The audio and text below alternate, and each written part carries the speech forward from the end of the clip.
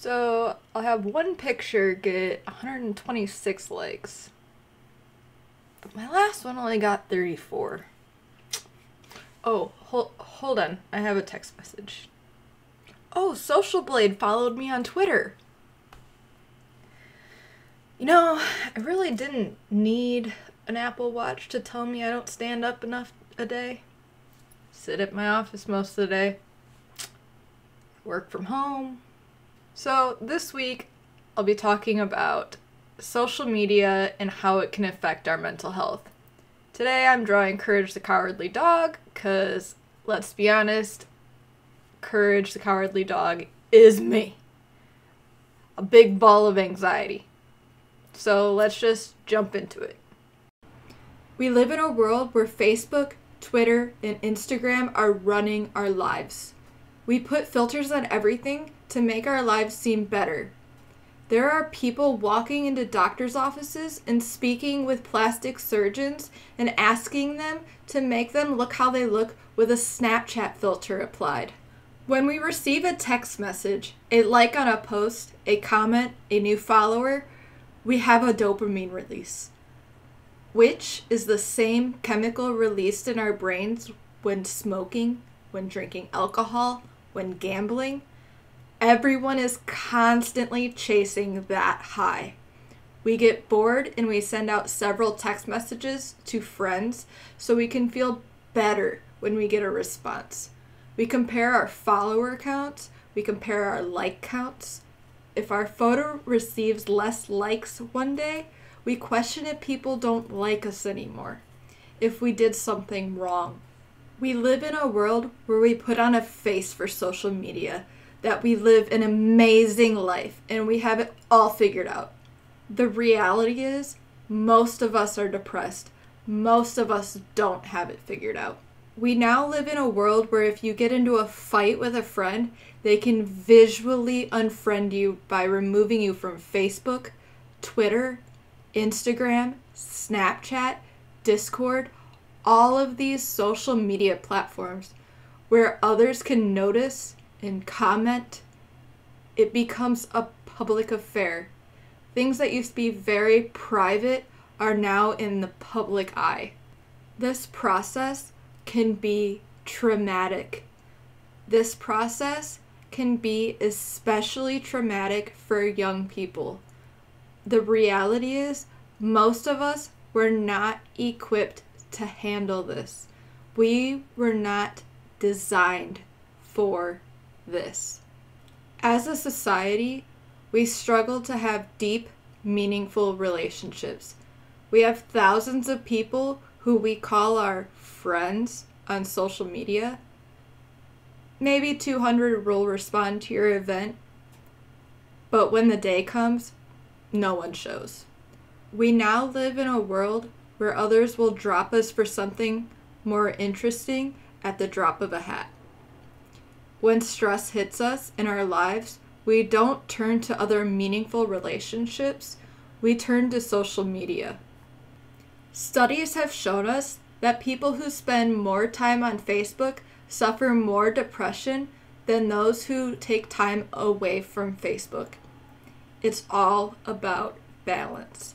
Small amounts of alcohol is not bad. Copious amounts of alcohol is bad. Gambling in small amounts can be really fun, but too much gambling can leave us broke and it's dangerous.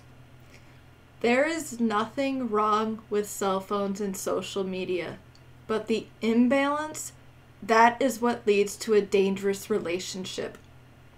We sit down for dinner with our friends. The first thing we do is put our phones on the table. This sends a signal to everyone at the table that there is a potential for something more interesting to pop up.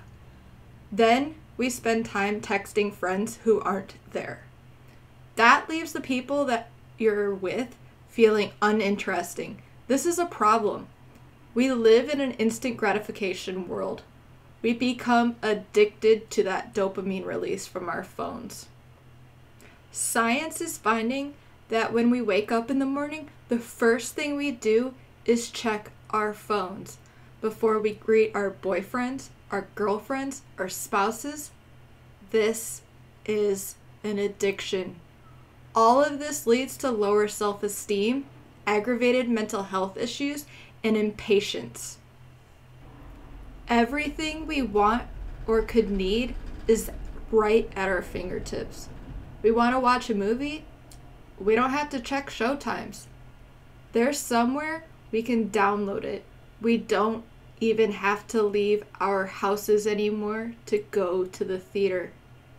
Want something? You don't have to drive up the road to go to Walmart or Best Buy. Order it on Amazon and receive it the same day or next day. We don't even have to take the time once a week to watch our favorite TV shows anymore. We can just sit down and binge the entire series.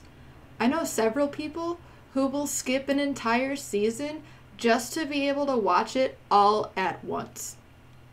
We don't know how to meet people anymore. With social media and Tinder, all these other dating apps, we don't even have to leave the house to meet people nearby. We pull out our phones and we swipe left or right and feel the instant gratification of being able to share the fact neither of us know how to meet people anymore and how awkward we are. Everything we could ever want can be had instantly with an app at the end of our fingertips. Do you know what we don't have an app for? Job satisfaction and meaningful relationships. These processes are slow, sometimes painful, sometimes messy. These aren't just handed to us. Everything that truly matters takes patience. Love, job fulfillment, joy, self-confidence, any skill set. All of these journeys take time and patience. None of it is handed to us. However, the world we live in makes us believe that everything should be right at our fingertips easily. Society teaches us to value numbers more than relationships, and this leaves too many people battling depression and anxiety. I know that I can be guilty of a lot of these practices. I am trying to get better. I want to thank my patrons for all of your extra help. You guys allow me to hone in on my skills and keep on improving my skill set every single day. Again, thank you to all of my subs over on Twitch. You guys are great. We have a lot of fun. I do weekly streams. Sometimes I game, sometimes I draw. We just hang out and talk. We have a good time. Make sure to subscribe if you haven't already. Follow me on all my social medias, and I'll catch you in the next one. Love you, bye!